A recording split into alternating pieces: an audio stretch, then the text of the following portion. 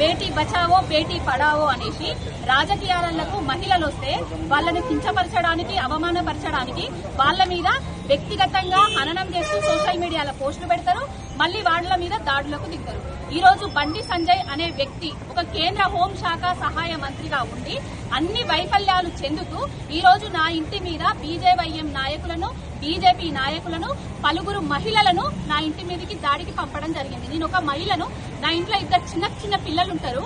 ఆ సమయంలో మా అమ్మ, నేను, మా ఆయన ఉన్నాము, మా పిల్లలున్నారు. ముందట క్రికెట్ ఆడుకుంటున్నారు ఇంటి ముందట. నా పిల్లల్ని ఏమన్నా చేస్తే ఎవరు అసలు బండి సంజయ్కి ఎప్పుడు పొద్దున్న లేస్తే పుట్టుకల గురించి వాటి గురించి మాట్లాడే బండి సంజయ్కి దాడులు కూడా పాల్పడతా అనేసి ఈ రోజు నిరూపించుకున్నాడు. ఈ రోజు ఎక్కడైతే ఎమ్మెల్యే క్యాంప్ ఆఫీస్ మీద దాడి జరిగింది, మళ్ళా తర్వాత మహిళా నాయకురాలను చూడకుండా, నన్ను బీఆర్ఎస్ పార్టీ నాయకురాలని చూడకుండా నా ఇంటి మీదికి దాడికి పంపించిండు. అంటే ప్రశ్నించొద్దా, అడగొద్దా? ఏం చేస్తే చంపుతారా, ఇంకేం చేస్తారు? అంటే ఎవరు రాజకీయాలకు రావద్దా? మీరే రాజకీయాలలో ఉండాలా? ఏం చేస్తున్నారు? మీకు నేర్పించిన ధర్మం ఇదేనా? హిందూ ధర్మం మీకు నేర్పించిన, రాముడు నేర్పించిన సంస్కారం మహిళల మీద దాడులు చేయమనేసేనా మీకు చేసింది? రాముడు సీతమ్మ కోసం యుద్ధం చేసిండు.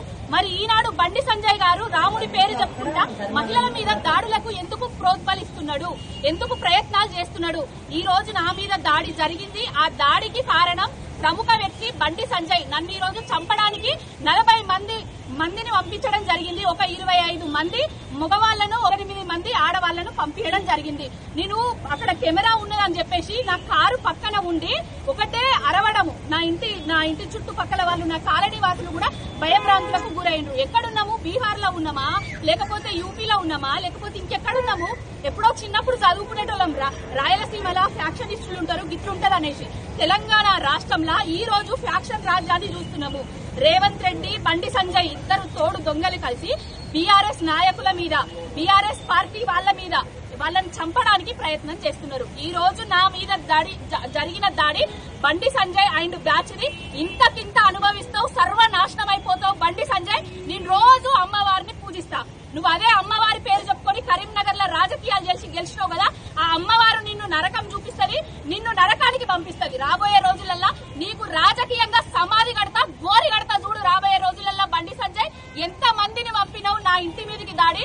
నేను ప్రశ్నిస్తే రైతుల కోసం ప్రశ్నించిన, నువ్వు ఎంపీ అయినవు, కరీంనగర్ కు ఏం తీసుకురాలేదని ప్రశ్నించిన, నేను మా తెలంగాణ ప్రజల గురించి ప్రశ్నించిన, నా తెలంగాణ గురించి ప్రశ్నించిన. ఆ ప్రశ్నలకు తట్టుకోలేనోడివి ఒక మహిళను చూడకుండా నా ఇంటి మీదికి దాడికి పంపించినావు. సర్వనాశనం అయిపోతావు బండి సంజయ్. ఇది ఒక అమ్మవారే శాపన